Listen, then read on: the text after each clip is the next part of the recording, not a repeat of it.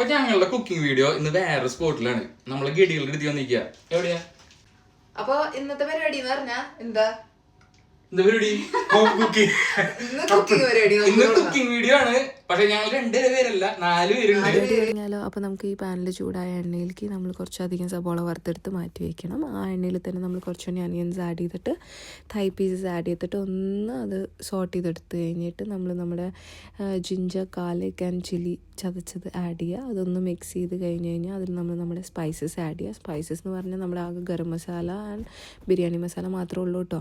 പിന്നെ അതിൻ്റെ ഒപ്പം ടൊമാറ്റോസ് ചോപ്പ് ചെയ്തതും പിന്നെ തൈരും ആഡ് ചെയ്തിട്ട് മിക്സ് ചെയ്യുക. അതിൽ തന്നെ നമ്മൾ സബോള വറുത്തെടുത്തതും കൂടി ഇട്ടിട്ട് ഒന്നൊരു 20 മിനിറ്റ്സ് കുക്ക് ചെയ്യാൻ മാറ്റി വയ്ക്കുക. ആ സമയത്ത് നമ്മൾ നമ്മുടെ നെയ്ച്ചോറ് റെഡിയാക്കാം.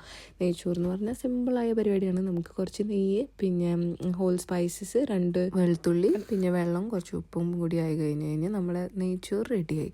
അതിന്ന് കുറച്ച് നമുക്ക് ഇനി ദമ്മിടാനുള്ള പരിപാടി നോക്കാം. അപ്പോൾ ദമ്മിട് നമ്മുടെ ചിക്കൻ റെഡി ആയിട്ട് ഇരിക്കുന്നുണ്ട്. അപ്പോൾ നമുക്ക് കുറച്ച് റൈസ് മാറ്റി വെച്ചിട്ട് അതിൽ കുറച്ച് ലെയർ ചിക്കൻ്റെ ആഡ് ചെയ്യാം. അത് കഴിഞ്ഞിട്ട് പിന്നെയും അടുത്ത നെക്സ്റ്റ് ലെയർ നമുക്ക് റൈസിൻ്റെ ആഡ് ചെയ്യാം. പിന്നെയും ഈ സ്റ്റെപ്പ് നമ്മൾ റിപ്പീറ്റ് ചെയ്തിട്ട് നമ്മൾ ഗാർണിഷിങ്ങിന് വേണ്ടിയിട്ട് കുറച്ച് കാഷ്യൂസും കുറച്ച് നെയ്യും പിന്നെ കുറച്ച് ഫ്രൈഡ് അനിയൻസും കൂടി ആഡ് ചെയ്തിട്ട് ദമ്മിടാൻ വെക്കാം. ദമ്മിടാൻ വെച്ച് കഴിഞ്ഞിട്ട് തുറക്കുമ്പോൾ ഉണ്ടാവുന്നൊരു സ്മെല്ലുണ്ടല്ലോ, ഓഫ് പറയാല്ലേ ഒന്നും, അടിപൊളിയാണ്.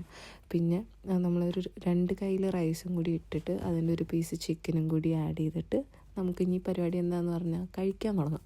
അപ്പോൾ നമ്മുടെ ഇതിൻ്റെ ഒപ്പം തന്നെ നമുക്ക് എയർ ഫ്രൈഡ് ചിക്കനും കുറച്ച് ബീഫ് വരട്ടിയതും ഉണ്ട്. അതിൻ്റെ റെസിപ്പി ഞാൻ നെക്സ്റ്റ് ടൈം പറഞ്ഞുതരാം. അപ്പോൾ ശരി, ബൈ.